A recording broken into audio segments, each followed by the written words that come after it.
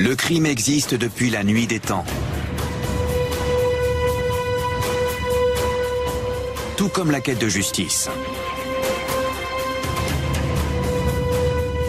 Et dans cette quête, l'homme s'est équipé d'outils médico-légaux toujours plus performants. En 1892, en Argentine, une enquête sur le meurtrier d'un double infanticide va changer à tout jamais la façon de procéder de la police. Il examine la scène de crime à la recherche du moindre indice susceptible de l'informer sur ce qui s'était passé. La clé de l'énigme, l'analyse d'une empreinte digitale. Cette méthode est depuis devenue incontournable pour identifier un criminel. Il n'y a pas deux personnes qui possèdent les mêmes empreintes digitales. On examine le dessin formé par les crêtes papillaires, ces reliefs qui améliorent l'appréhension des objets. L'examen des empreintes digitales permet aujourd'hui de confondre de façon incontestable les criminels. Un siècle après cette première percée, les enquêteurs butent sur le cas d'un tueur en série surnommé le prédateur de la nuit. Il ne laissait aucune empreinte. Et aucun tueur dans l'histoire du crime n'avait fait ce que cet homme faisait.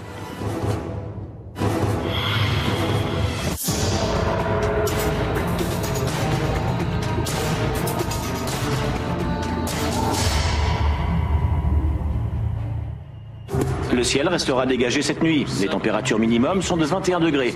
Demain, le ciel sera plus couvert avec un taux d'humidité croissant. Été 1985. La canicule s'abat sur Los Angeles qui vit sous la terreur d'un tueur en série d'une rare brutalité.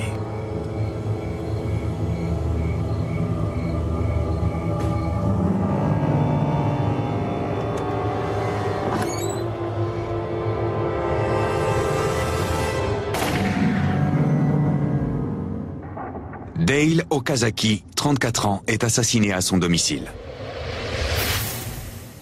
Son meurtrier se fond dans la nuit, comme le parfait disciple des ténèbres qu'il pense être. Il entrait et sortait de chez ses victimes comme s'il possédait des pouvoirs surnaturels.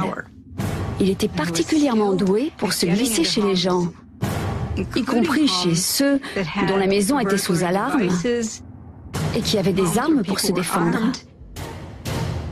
Les gens étaient terrifiés. Ils avaient toutes les raisons de l'être. En moins d'un an, ce mystérieux assassin a tué 12 personnes.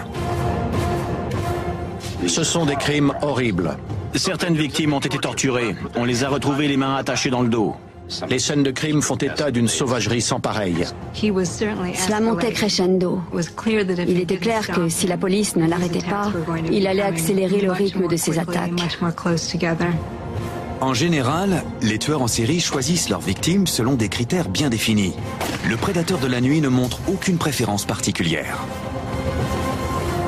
Il frappait au hasard.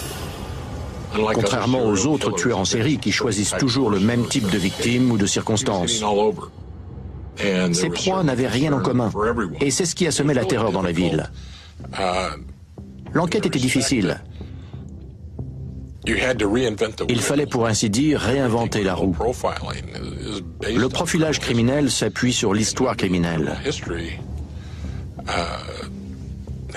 Or, personne n'avait tué comme il le faisait.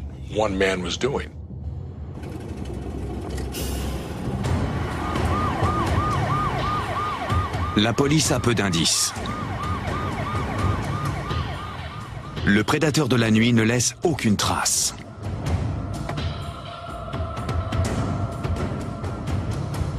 C'est une personne incontestablement très organisée. Il n'a pas laissé une seule goutte de sang, un seul cheveu, un seul indice sur aucune scène de crime. La police scientifique redouble de vigilance et cherche avec la plus grande minutie ce qui permettrait presque à coup sûr de l'identifier. Une trace digitale.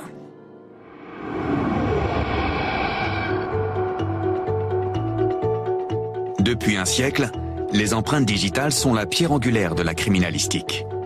À juste titre. Le dessin digital, qui se développe dès le stade intra-utérin, est l'un des premiers traits qui caractérisent un individu. La pression exercée à la surface des mains et la vitesse de croissance des doigts influencent les motifs que forment les circonvolutions en relief sur le bout des doigts. Avec autant de facteurs en jeu, les dessins digitaux sont propres à chaque individu. Même chez les jumeaux monozygotes. Aux alentours de la 24e semaine de développement, ces motifs adoptent leur morphologie définitive. Les crêtes et les sillons grandiront avec le temps, mais leur dessin restera exactement le même tout au long de la vie. Ce caractère immuable en fait un élément clé pour les enquêtes de la police. Mais leur utilité fonctionnelle est d'un ordre beaucoup plus pragmatique. Ils nous servent à avoir une bonne prise sur les objets. Leur fonction naturelle est de nous permettre d'attraper les choses. Ces reliefs augmentent la capacité de friction des doigts et donc raffermissent notre prise sur les objets. Et quand ces crêtes entrent en contact avec une autre surface, elles laissent une marque. Les empreintes digitales nous fascinent depuis des siècles.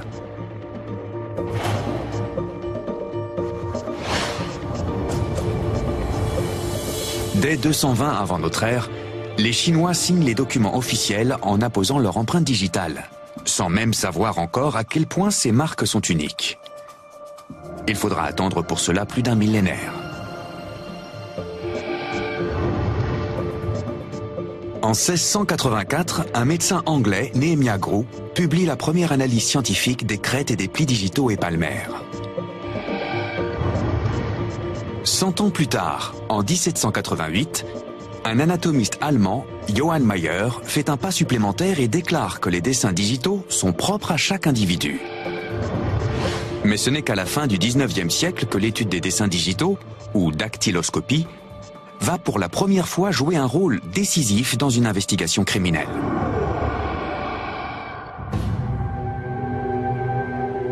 Juin 1892. Le village de Necochea, près de Buenos Aires, en Argentine. La police est appelée au domicile d'une jeune mère. Une terrible tragédie vient de se passer.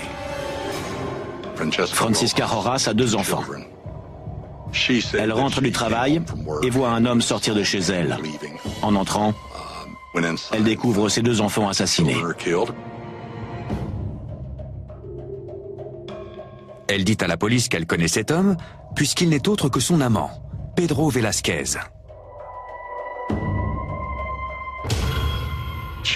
Elle leur a dit que Velasquez était fou d'elle, qu'il l'avait menacée de tuer ses enfants si elle n'acceptait pas de se marier avec lui. La police se met aussitôt à traquer Velasquez. Et dans la région, il n'y a qu'une seule façon de résoudre une enquête.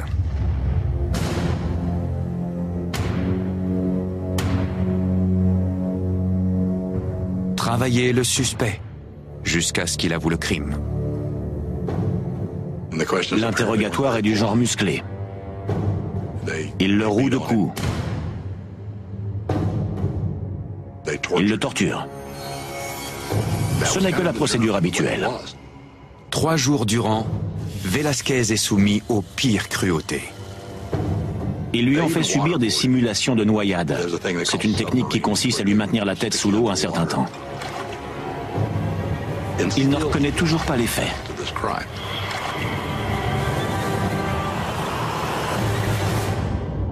Il nie tout en bloc. L'inspecteur Eduardo Alvarez se demande alors s'il existe une autre façon de savoir si Velasquez est coupable ou non. Il n'approuvait pas ce genre d'interrogatoire. Il voulait trouver un autre moyen que la torture pour obtenir la vérité.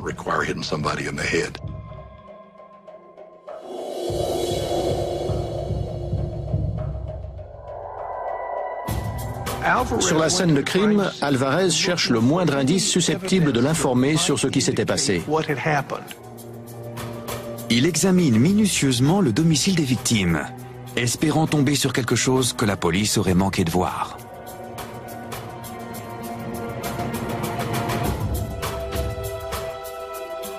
Il ne trouve rien. jusqu'à ce que ses yeux se posent sur l'encadrement de la porte. Il y avait une empreinte sanglante de doigt.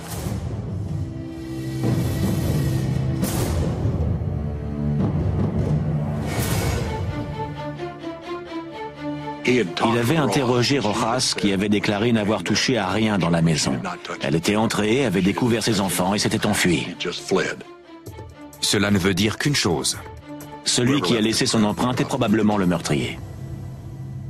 Alvarez n'est pas un expert en anatomie, mais il se demande s'il ne pourrait pas établir une correspondance entre cette empreinte et celle du suspect. L'idée est révolutionnaire. Au moment où elle est formulée, il est impossible de savoir si elle sera concluante. Il n'y a à l'époque aucune technique de relevé d'empreinte. Pas de poudre et de pinceau ou de laser lumineux. Alvarez fait du mieux qu'il peut. Il découpe le morceau de porte. Comparer une trace digitale relevée sur la scène de crime avec les empreintes d'un suspect n'avait encore jamais été fait. Si l'idée est révolutionnaire, le résultat sera, lui, des plus inattendus.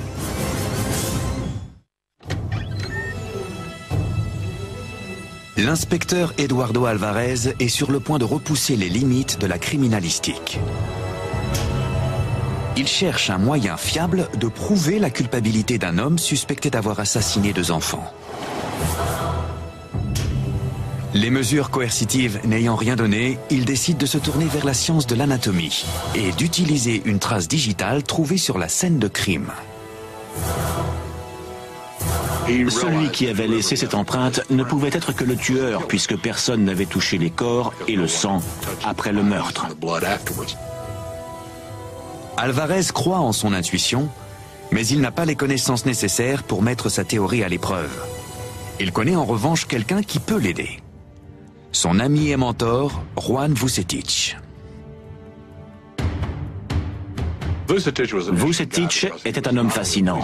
C'était un agent de police doublé d'un anthropologue, ce qui faisait de lui le pivot idéal entre les forces de l'ordre et la science. Personne mieux que lui ne pouvait saisir l'importance d'une telle preuve matérielle. Il avait lu tout ce qui avait été écrit sur la question, en particulier les ouvrages de Faulds et Galton. Il connaissait la valeur des empreintes digitales. Vucetich étudie les dessins digitaux depuis des années. Il a compris que si les empreintes sont propres à chaque individu et immuables, elles caractérisent l'identité d'une personne. Pour l'instant, ces conclusions relèvent de la théorie. Cette méthode d'identification avait été envisagée dans les livres, mais à l'époque, personne ne les avait utilisées pour confondre un criminel. Et il y a surtout un problème d'ordre technique. Il n'existe encore aucun protocole, aucune méthodologie, aucun exemple à suivre. Les procédés de relevé de traces digitales et palmaires ne sont développés qu'au début du XXe siècle. Les enquêteurs utilisent de la poudre noire, un polymère qui se fixe à la graisse contenue dans la sueur évacuée par les pores de la peau. Les crêtes papillaires ainsi mises en évidence peuvent alors être copiées sur un morceau de ruban adhésif et analysées en laboratoire. Cette technique est encore celle que l'on utilise aujourd'hui.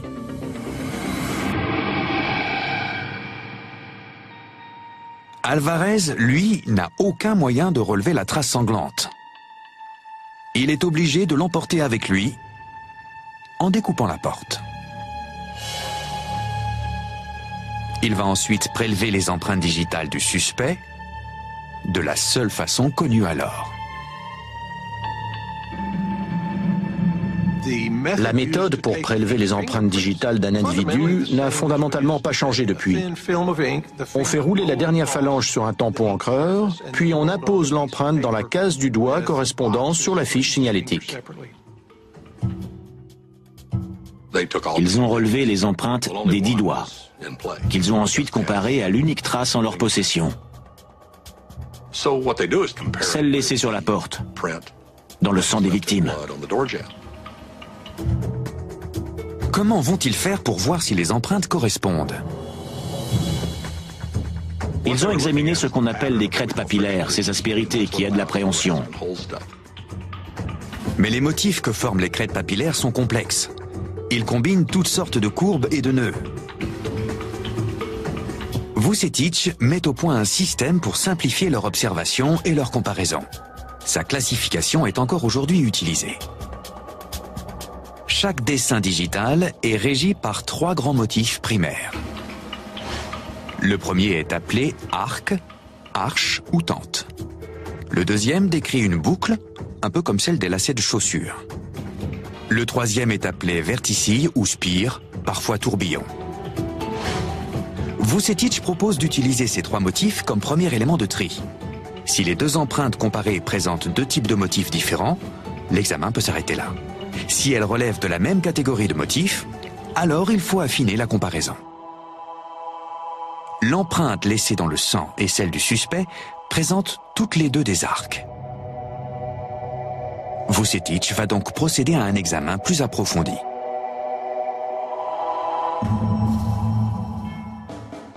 Il faut comparer les points singuliers que sont les terminaisons, les bifurcations et les îlots. Les terminaisons sont les endroits où les stries commencent et s'arrêtent. À certains endroits, les stries se divisent en 2. On appelle cela des bifurcations. Un îlot est une strie aussi longue que large. L'agencement unique de ces crêtes est ce qui différencie un dessin digital d'un autre. Vucetich consacre des heures à comparer les empreintes, crête par crête, à la recherche d'une correspondance entre les terminaisons, bifurcations et îlots. Il faut qu'ils forment le même agencement au même endroit. À mesure que l'examen avance, une conclusion s'impose. Elles ne correspondent pas. L'empreinte sanglante n'est pas celle de Velasquez. Plus rien ne le lie à la scène de crime. La police est perplexe. Si l'empreinte n'est pas celle de Pedro, à qui est-elle ?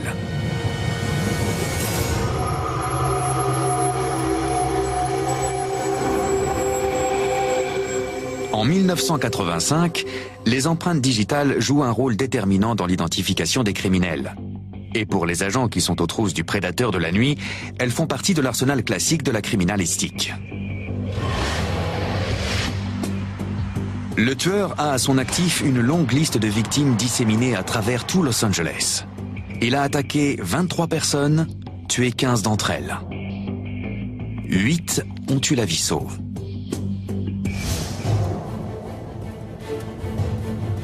Ces survivants ont aidé la police à dresser un portrait robot de leur agresseur. Le monstre a enfin un visage. C'était un homme grand et sec, avec des cheveux sombres un peu longs et des dents abîmées. C'est ce que ses victimes ont toutes remarqué. Il n'a cependant laissé aucune empreinte digitale. Et même si la police en trouvait une, cela pourrait prendre des mois pour trouver une correspondance dans les fichiers biométriques de la police. À la mi-août, un homme âgé est abattu à San Francisco. Sa femme a été rouée de coups, mais elle a survécu. Quand elle voit le portrait robot du prédateur de la nuit, elle l'identifie aussitôt comme étant son agresseur. Le prédateur de la nuit a étendu son périmètre d'action.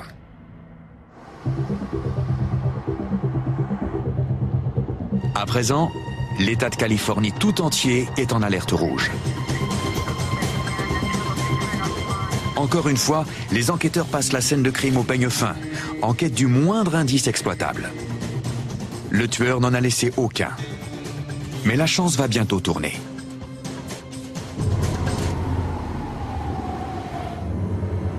Le domicile de Bill Carnes, au sud de Los Angeles.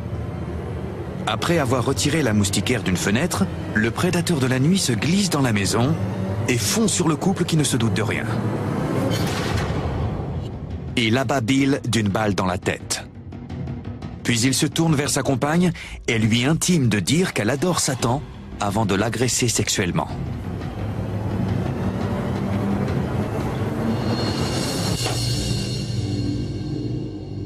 Il les laisse pour morts, mais ils survivront tous les deux. Le prédateur de la nuit s'enfuit avec ce qu'il trouve de liquide et des bijoux. Les derniers mots du tueur pour sa victime ont été « Le prédateur de la nuit est passé ». Mais la femme sera en mesure d'en dire beaucoup plus à la police. Elle s'est hissée jusqu'à la fenêtre et elle a vu la voiture qu'il conduisait.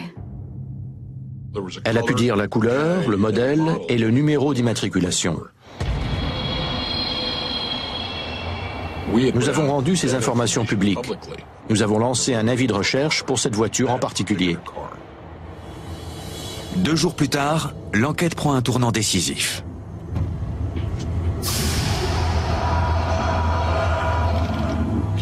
Il a abandonné la voiture au beau milieu du centre-ville de Los Angeles. C'est une patrouille qui l'a trouvé garée dans la rue.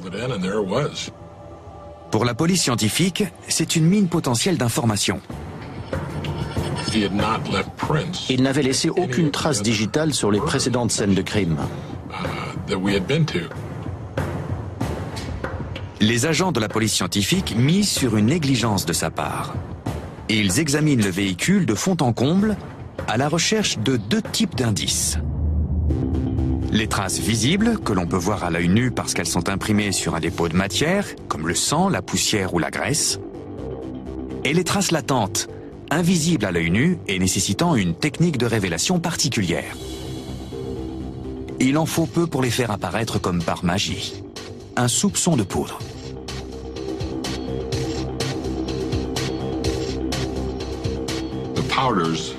Les poudres utilisées sont très sèches.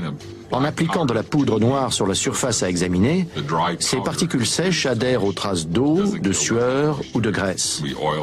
La poudre va se fixer sur ces traces d'humidité et les faire ressortir. On utilise de la poudre blanche pour révéler les traces latentes laissées sur une surface foncée. C'est une poudre à base de talc qui permet de visualiser les crêtes papillaires en blanc.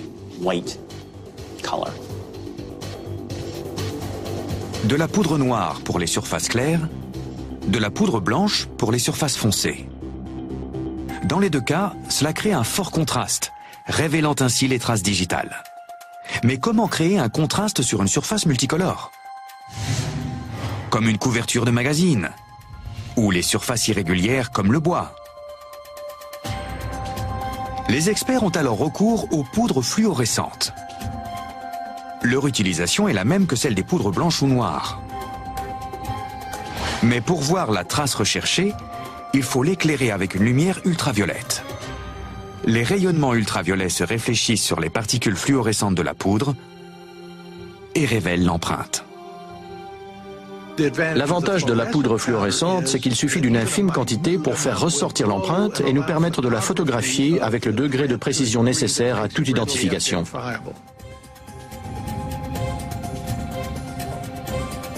Encore une fois, le prédateur de la nuit tient la police en échec. 4 jours ont passé depuis sa dernière attaque. Le temps presse. Il pourrait à nouveau frapper, à moins que la police ne l'arrête avant.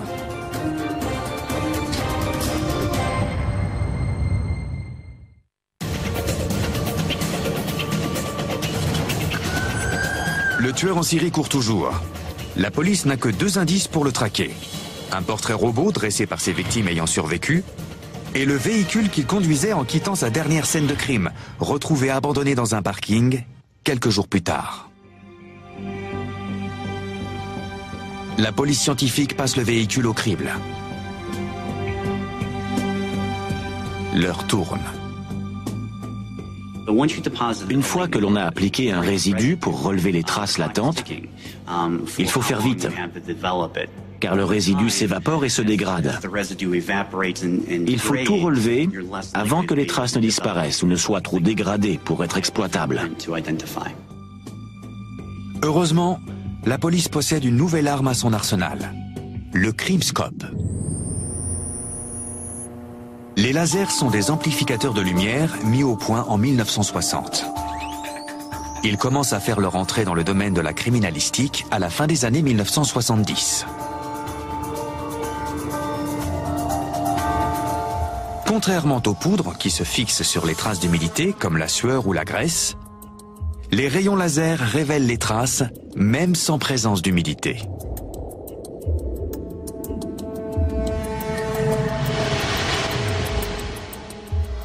Quand les rayons éclairent la surface, ils illuminent certains composés comme le sodium et le glucose qui restent une fois que les résidus des traces digitales ont séché. L'introduction des lasers dans les procédés de relevé d'empreintes digitales marque une révolution technique, mais leur usage est limité. Les premiers lasers étaient gros et encombrants. De plus, il fallait les faire refroidir de façon très spécifique.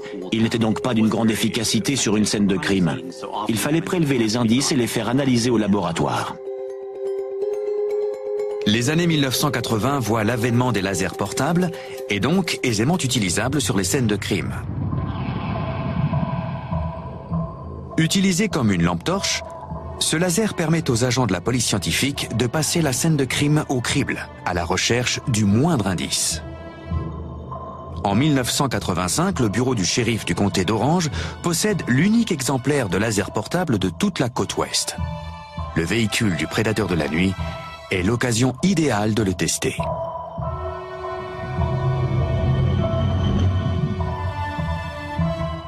Les agents passent une demi-journée à scanner la voiture sans rien trouver. Alors qu'ils sont sur le point de baisser les bras, le laser leur révèle quelque chose qu'aucune poudre n'aurait pu dévoiler. Une trace digitale sur le rétroviseur. Le prédateur de la nuit a commis une erreur qui pourrait lui coûter cher. Sans la technologie du laser, elle aurait pu passer inaperçue. Il a oublié de nettoyer le rétroviseur après l'avoir réglé. Cette négligence donne l'avantage à la police. Elle était nette et parfaitement exploitable. L'enquête repart de plus belle, mais trouver l'homme à qui appartient cette empreinte n'est pas chose aisée. À la fin du 19e siècle, en Argentine, l'utilisation des empreintes digitales dans le domaine de la criminalistique est encore de l'ordre de la théorie. 2 enfants ont été assassinés. Francisca Rojas, la mère, dirige les soupçons sur son ex-amant.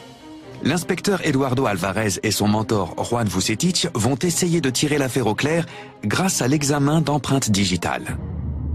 Les empreintes digitales de leur suspect principal ne correspondent pas à celles trouvées sur la scène de crime.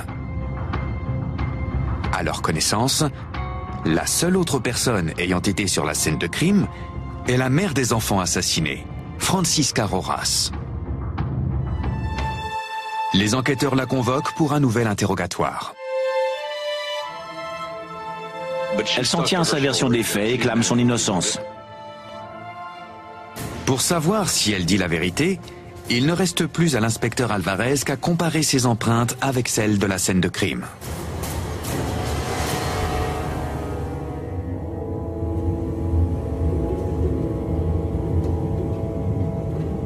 Madame Rojas disait que Velasquez était coupable. Elle l'avait vu s'enfuir.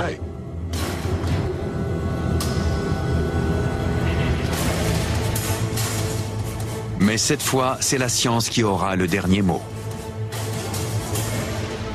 Il compare les empreintes,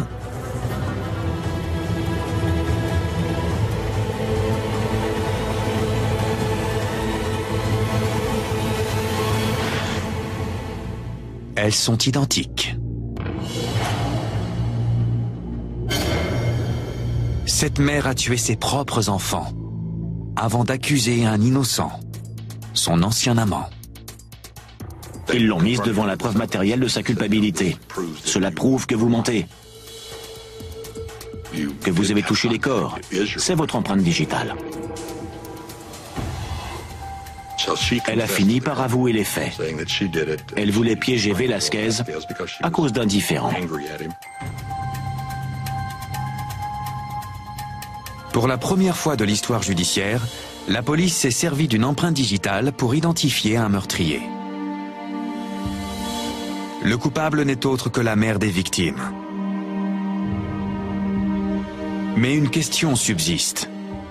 Pourquoi Francisca Rojas a-t-elle tué ses 2 enfants? L'homme qu'elle a tenté d'accuser n'était pas son seul amant. Elle en avait un autre, pour qui elle était prête à tout. En fait, elle fréquentait un homme qui lui avait dit qu'il se serait marié avec elle si elle n'avait pas eu d'enfant. Alors elle les a tués pour pouvoir convoler avec son amant. Une seule empreinte digitale inscrite dans le sang a envoyé Francisca Rojas en prison à vie. La résolution de cette affaire marque la naissance d'une nouvelle ère pour la lutte contre le crime. Juan Vucetich a révolutionné la criminalistique en inventant un système scientifique de comparaison et d'analyse des arcs, boucles et verticilles que forment les crêtes papillaires. Il est le premier à avoir utilisé une empreinte digitale pour résoudre une enquête criminelle. Vucetich a par la suite tout fait pour promouvoir cette nouvelle technique. À peu de choses près, son système de classification est celui qu'on utilise encore aujourd'hui. Inaugurée dans un petit village d'Argentine, la technique d'identification par empreinte digitale est destinée à devenir l'un des éléments pivots de la criminalistique à travers le monde. En 1934, le célèbre braqueur de banque John Dillinger a essayé de brûler ses empreintes digitales à l'acide. Mais les crêtes papillaires se sont reconstituées à l'identique quand la brûlure a guéri. En 1963, au cours de l'attaque du Grand Train, un gang de hors-la-loi a volé plus de 7 millions de dollars. Ils ont été arrêtés grâce à des traces digitales laissées sur une bouteille de ketchup. De nos jours, la plupart des criminels portent des gants. Mais ils ont beau être prudents et méticuleux, un détail finit toujours par leur échapper.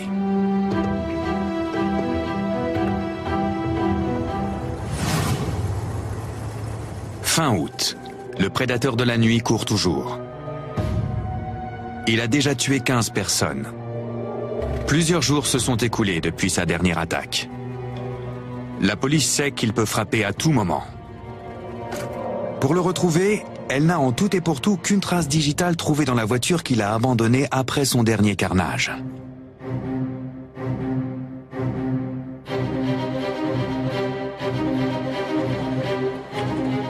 Il y a plus d'1 million d'empreintes digitales fichées, rien que pour le comté de Los Angeles. Et près de 5 millions pour l'État de Californie. Trouver une correspondance exacte revient à trouver une aiguille dans une très grosse botte de foin. Il faudrait 67 ans pour qu'un agent compare une à une cette empreinte avec celle de la base de données. Heureusement, le travail ne se fait plus manuellement. La dactyloscopie vient de nouveau de faire un grand pas en avant, de ceux qui vont rendre un jour le travail manuel obsolète. Ils venaient de mettre au point un logiciel d'analyse des empreintes digitales. Le système d'identification automatique, baptisé AFIS, va révolutionner le département de biométrie de la police. Grâce au système de classification établi par Juan Vucetich il y a plus d'un siècle, la police s'est constituée une base de données avec des fiches biométriques sur papier. L'AFIS stocke et répertorie les empreintes sous forme numérique. Il devient alors possible de comparer une empreinte inconnue à toutes celles fichées dans la base de données informatisée, en très peu de temps. Les enquêteurs nous transmettent des photographies, des traces digitales latentes ou des relevés d'empreintes à l'encre. Quand ils reçoivent une donnée, les agents de la police technique la numérisent. L'ordinateur analyse les crêtes et relève les terminaisons et les bifurcations. Le logiciel crée alors une carte sur laquelle tous ces points singuliers forment une constellation. Il va ensuite comparer ces données et trier les empreintes présentant des constellations similaires. À partir d'une trace relevée sur la scène de crime, nous pouvons lancer l'identification sans avoir de suspect en particulier.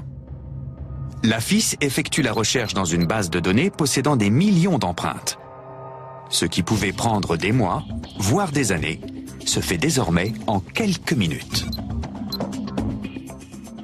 Quand on regarde les films ou les séries télévisées, on a l'impression que l'ordinateur compare des millions de données très rapidement. Et quand il trouve un résultat, c'est une correspondance parfaite. On voit même parfois la trace digitale en superposition très rapide avec les empreintes répertoriées. Mais ce n'est pas comme ça que ça fonctionne.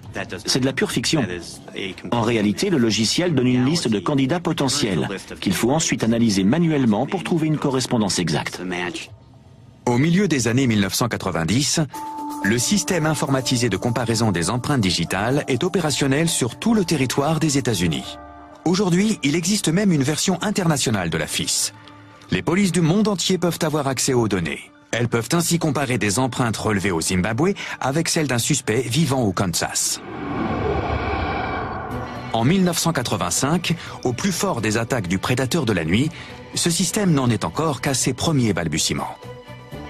Mais les enquêteurs espèrent quand même trouver une correspondance avec l'empreinte relevée sur le véhicule abandonné.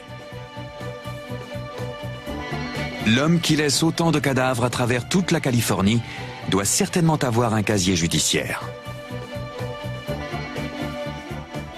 La trace digitale est envoyée au département fédéral de la justice de Californie, à Sacramento.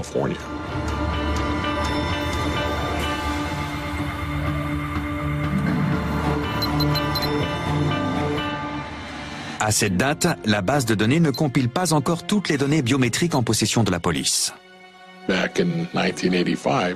En 1985, on n'avait enregistré que les fiches des auteurs de crimes.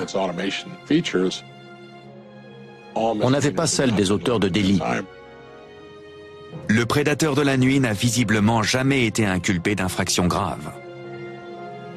La police avait beau avoir une preuve matérielle solide pour l'inculper, il courait toujours et pouvait tuer et violer à n'importe quel moment.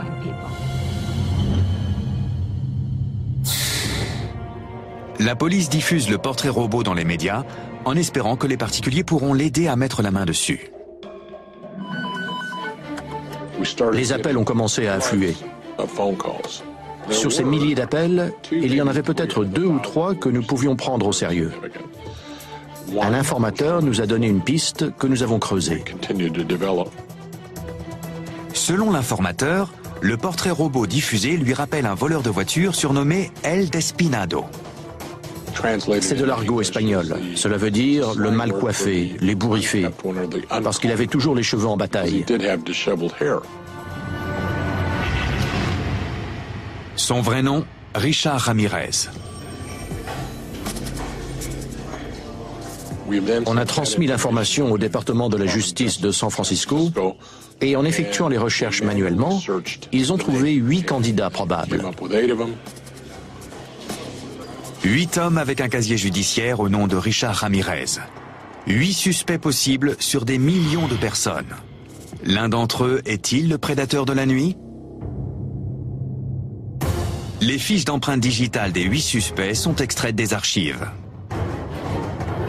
Ils les comparent avec celles envoyées par le bureau du comté d'Orange et trouvent une correspondance exacte. Le Richard Ramirez qu'il recherche est un vagabond originaire d'El Paso, au Texas. Ramirez a déjà été inculpé pour possession de drogue et de vol d'automobile. Il a même fait un court séjour derrière les barreaux pour un délit. Nous avons immédiatement extrait une photo du casier de M. Ramirez. À 15h, le 30 août, j'ai montré cette photo à notre informateur, qui nous a dit « Oui, c'est bien l'homme dont je vous parlais. C'est lui. » Une empreinte a permis à la police d'identifier avec certitude le prédateur de la nuit. Mais comment mettre la main dessus? Le 30 août 1985, lors d'une conférence de presse, les autorités révèlent pour la première fois au public le nom du suspect. L'étau se resserre. La traque est lancée à grande échelle cette fois. En voyant sa photo dans le journal, il comprend qu'il est en mauvaise posture. Tout le monde a vu sa photo. Tout le monde sait à quoi ressemble l'homme recherché par la police. 31 août 1985. Alors que Ramirez tente de voler une voiture, Un groupe de badauds le reconnaît et fond sur lui en plein milieu d'un quartier résidentiel. Ils l'ont poursuivi, l'ont frappé et l'ont maintenu à terre jusqu'à l'arrivée des agents du bureau du shérif de Los Angeles. Le hasard a voulu que l'agent chargé de l'arrestation s'appelât lui aussi Ramirez. Il lui a passé les menottes et installé à l'arrière de son véhicule avant d'appeler l'équipe médicale parce que le suspect était blessé. La police lui a certainement sauvé la vie. Il a dit en espagnol « Ouf, les flics arrivent » ou quelque chose comme ça. Sans l'intervention de la police, on l'aurait probablement achevé. La chasse à l'homme est finie. Grâce aux témoignages de ceux qui ont survécu à ces agressions, à la vigilance du public et une trace digitale. C'était un soulagement pour tout le comté. Les gens n'avaient plus rien à craindre. Le tueur était derrière les barreaux. Tout le monde était content. Les interrogatoires révéleront une enfance difficile.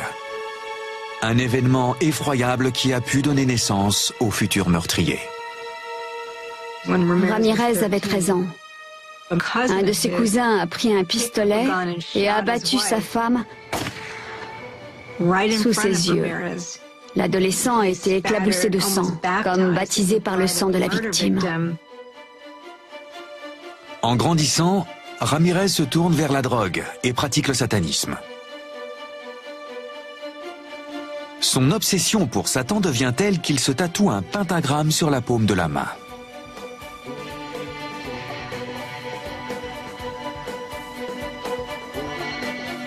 Il pensait qu'il servait et honorait Satan en tuant les gens. Il prouvait ainsi sa dévotion. Et c'était Satan qui lui évitait d'être attrapé. En septembre 1989, Richard Ramirez est jugé et inculpé de 13 meurtres, 5 tentatives de meurtre, 11 agressions sexuelles et 14 cambriolages. Il est condamné à la peine capitale. Ramirez n'a pas montré l'ombre d'un remords. Il disait « c'est pas grave, la mort, on y passe tous un jour. Je vous retrouve à Disneyland. » Il affichait une grande arrogance en public, comme s'il se fichait de tout. Ramirez attend toujours son exécution dans le couloir de la mort, à la prison de Saint-Quentin. L'identification par empreinte digitale a permis de mettre fin à la folie meurtrière du prédateur de la nuit. Malgré l'avènement des techniques d'identification par empreinte génétique, la recherche des traces digitales sur les scènes de crime reste une étape déterminante. Comme l'ADN, les empreintes digitales sont uniques à chaque individu et les procédés pour relever les empreintes s'améliorent de jour en jour. Aujourd'hui, on a des moyens très perfectionnés et très efficaces pour relever les traces digitales. On utilise un scanner portable. Une fois l'empreinte numérisée, on peut aussitôt l'intégrer dans notre base de données. On peut scanner et numériser les empreintes sur la scène de crime et les envoyer au département de la police qui va aussitôt lancer les recherches sur la base de données AFIS. L'identification se fait parfois même avant que l'agent de la police technique n'ait eu le temps de remballer ses affaires et ne soit retourné au poste. Aujourd'hui, les scanners d'empreintes digitales peuvent analyser et comparer des traces latentes avec beaucoup plus d'efficacité. Même à partir de traces partielles, ils peuvent fournir des images digitales claires et exploitables. On a également développé des techniques pour trouver des empreintes sur les balles et les douilles, même si elles ont été nettoyées. Cela consiste à détecter les minuscules traces de corrosion du métal dues au sel contenu dans la transpiration.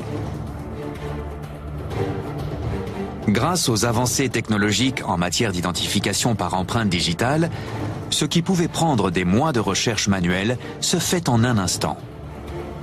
Bientôt, la dactyloscopie sera encore plus performante.